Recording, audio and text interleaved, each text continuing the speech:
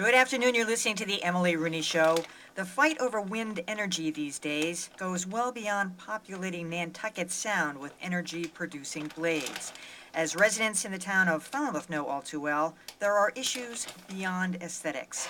Some residents say the churning blades give them nausea and headaches. We're joined here by WGBH's Sean Corcoran, who has reports on 89.7 each weekday this week about the hidden effects of life under the blades. We'll also hear from WCAI science editor and author of the Climatide blog, Heather Goldstone, about whether scientific evidence supports claims that sub-audible noise or infrasound like this is actually capable of making people sick.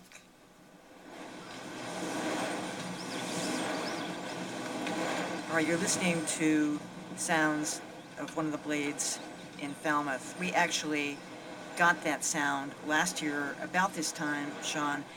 You hesitated to put the sound in your report because you make a good point. We were standing right under the blade, so it's hard to know how far that audio travels, but certainly that is annoying. That is annoying, I suppose, but they're not necessarily talking about that particular sound. The sound they're primarily talking about is, like you said, this infrasound, which infrasound comes from the earth. It comes from our cars, but we can't hear it. It's a low frequency sound, and Heather, I think, can talk about that a little bit more. She has a real scientific background. But we hesitated to put in sound of the turbine because with our microphones we got to put the gain up to hear it. What we had to do. Which was what you had to do. So I didn't feel it was very accurate in my stories. But one thing I can tell you, when I was standing outside with these neighbors, they would ask, "Can you hear it? Can you hear it?" And I would say, "Wait, there's a small plane passing ahead. Wait till it." No, that's not the plane. That's the sound, and it changes depending on wind speeds.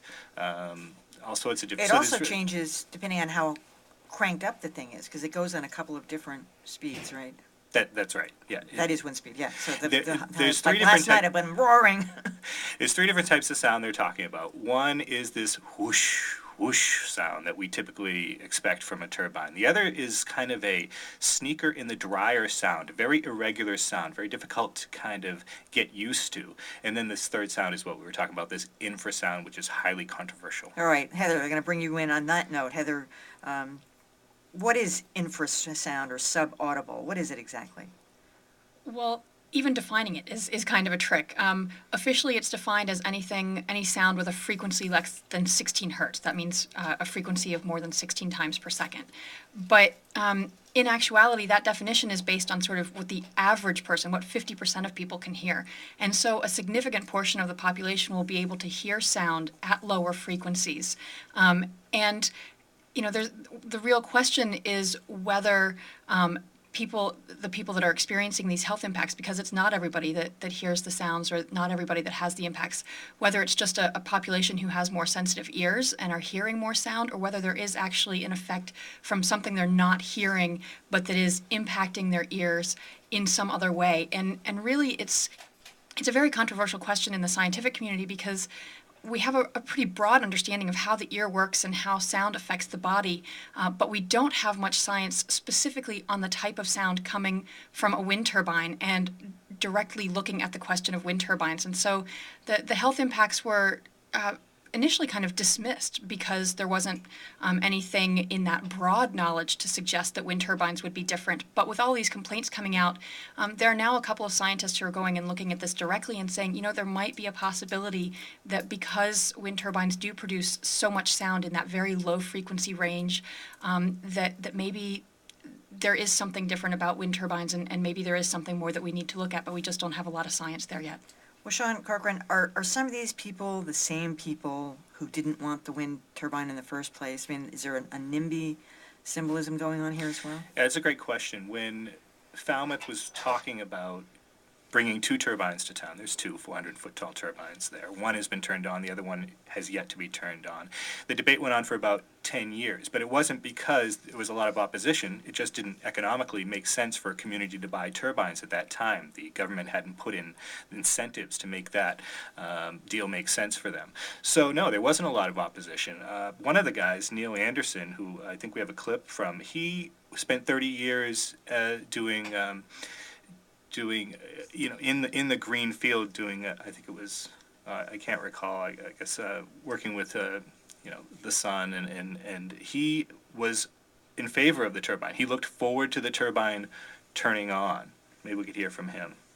I was proud looking at it until it started turning, and it is dangerous.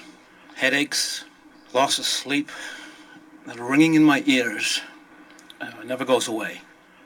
You know, I can look at it all day long, and it does not bother me looking at that turbine. It's quite majestic, but it's way too close. Talking to Sean Corcoran and Heather Goldstone from WGBH and WCEI, who have reports all this week about the effects of these wind turbines in Falmouth on residents who say it's giving them headaches and nausea, loss of sleep, and as you just heard from Neil Anderson, ringing in his ears that never goes away. Well, Heather, have these people been tested by the state? I mean, it's one thing for them to go to their own doctors, but has the state stepped in any way, shape, or form? You know, not that I am aware of, and in general, that has been one of the issues that states and governments have not necessarily taken these claims as seriously as people complaining about them would like. The investigations that are currently going on, that I know about at least, are independent scientists who have decided that this is a really interesting and pressing question that they'd like to take on. So I spoke with the state, and they're at this point not willing to commit. They're saying something's going on in Falmouth. We don't know what it is yet. The town's working on it. The state's working on it. We don't really have anything to say about it. But I think Falmouth is definitely a concern for the Patrick administration. I mean, on its face, it's certainly plausible. Heather, you're the scientist here. Isn't it plausible? you know, there are a couple of ways that scientists explain what might be going on. One, that the people complaining about these health impacts really dislike is that the sound is annoying. That annoyance could build into stress, and then stress, as we all know, has very real medical complications, very real medical impacts associated with it. One doctor in Maine who has begun studying the wind turbines in his state and their health impacts says that he thinks it has more to do with the sleep deprivation, that because these sounds go on during the night, often the wind is strongest during the night, and other noises are more quiet, so that the perceived sound level is higher at night and disrupts people's sleep, that again, prolonged sleep deprivation can have very real and recognized health impacts. So those are kind of the two best explanations that scientists have at the moment, but again, there is this open question of whether there's another direct physiological impact of the sound, and that's really a much more controversial question. That's a good point, because one of the people that you interviewed, Sean interviewed, said just the thought of the thing coming back on gives him agita. He starts getting all whipped up. But there's another effect here. Describe this shadow flicker, which people also say is an annoyance. What is that, Sean? Shadow flicker is when the sun is behind the blades, and it creates a steady shadow that flashes in a neighborhood or flashes onto a building. And that is something that they can use computer models to figure out where it's going to happen, when it's going to happen, and either shut the turbine off or let folks know what's going to happen so they can prepare for it. But still, folks in Falmouth, this isn't their primary concern, but it is a concern, and they're saying, well, why should I have to have flashing light for 20 minutes in the morning when I'm having my breakfast coming through the window? Why should I have to sacrifice for this green energy? And shadow flicker, those debates happen with pretty much every turbine. Is there anybody who suggests that there's any kind of a health concern over shadow flicker? So far, there is no reports of health impacts from shadow flicker, though Heather did some research into that, and with smaller turbines, there is some indication that if you already have epilepsy, that can trigger some epileptic seizures, but I'm not sure how, I don't know, you might want to ask Heather about that. Yeah, that's really only a concern with much smaller turbines.